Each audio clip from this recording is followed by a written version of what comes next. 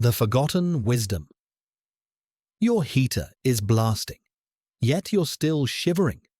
Now picture your grandparents without electricity, without insulation, without modern heating, sleeping warmer than you are right now. This is the overnight warmth rule grandparents followed for a reason. And understanding that reason might change how you sleep tonight. Welcome to Lost Ways of Warmth. Your ancestors could stay warm in storms that would shut down entire modern cities. They did it using methods so simple, so brilliant, that modern science is only now catching up. Picture 1692. The New England winter roars outside. Ice creeps down window panes. Wind so sharp it snuffs out candles inside your bedroom. No central heating, no electric blanket. Yet your ancestors slept in steady, enveloping warmth that felt almost mystical. How? They followed a principle we've nearly abandoned, a principle that kept entire generations alive through winters far harsher than anything we face today. We think of heat as something we consume. Turn a dial, wait for air to warm up, heat the house. But our grandparents understood warmth as a resource, something you manage, store, trap, and preserve. They didn't waste energy heating empty space. They focused on something far more efficient, heating people, not places. Tonight, we're uncovering the ingenious tricks our ancestors used to build what modern researchers now call the microclimate. The old ways weren't primitive. They were engineered with breathtaking precision. Part 1. Metabolic priming. Light the biological hearth. The first phase of the overnight warmth rule, metabolic priming. They knew a truth we forget.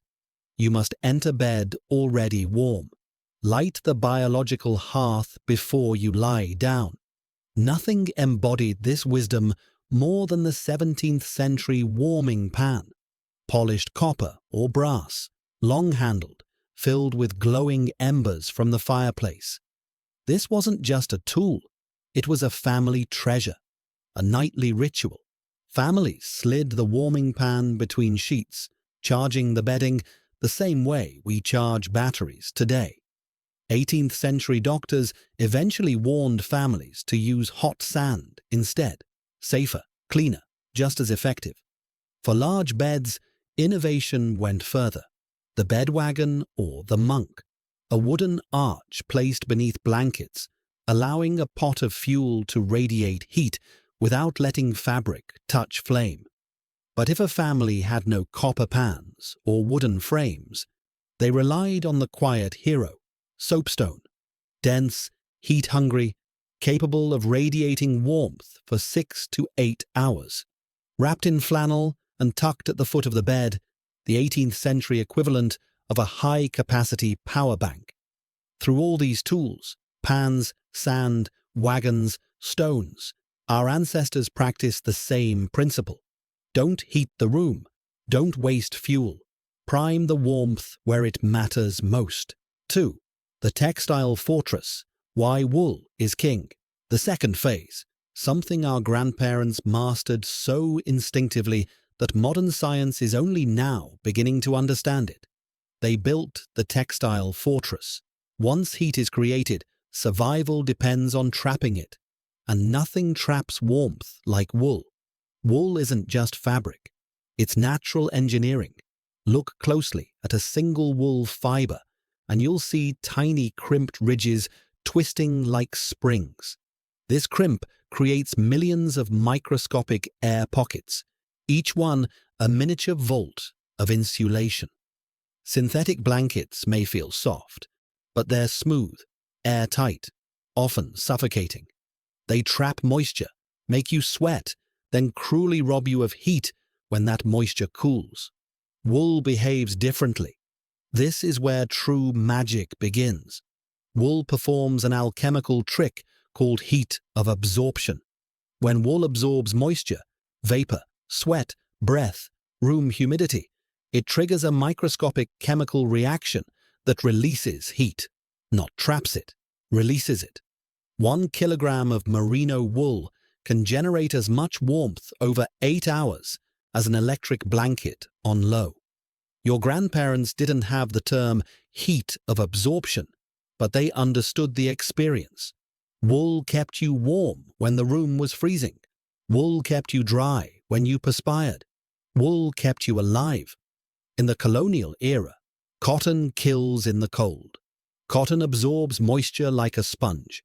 Once wet, it collapses, clings to skin, and draws heat away like an icy hand. Wool can hold nearly a third of its weight in moisture without feeling damp. The fiber structure lifts moisture from your skin, locks it into its core, and continues producing gentle warmth. That's why frontier families, Arctic explorers, and shepherds trusted wool with their lives. Ever woken up feeling clammy, chilled, or inexplicably uncomfortable, even though your blanket felt cozy when you first got into bed? That's not you. That's your modern bedding failing the overnight warmth rule. Part 3. The architecture of sleep. A room within a room. The third phase, one of the most ingenious solutions ever invented. This shifts from what you wear to where you sleep. The silent masterpiece of ancestral engineering. The architecture of sleep. At the heart, the canopy bed. Today we think of canopy beds as luxury, ornate posts, flowing curtains, something for palaces. But historically, the canopy bed was born from raw necessity. In medieval castles, drafty colonial homes, and cabins where walls rattled under winter winds, a canopy bed became a room within a room. Families didn't try to heat the entire chamber. They simply enclosed the small area where warmth mattered most. Heavy curtains of velvet or wool drawn shut at night. With one simple movement, the sleeper created a sealed cocoon where body heat, breath, and warmth were captured and recycled.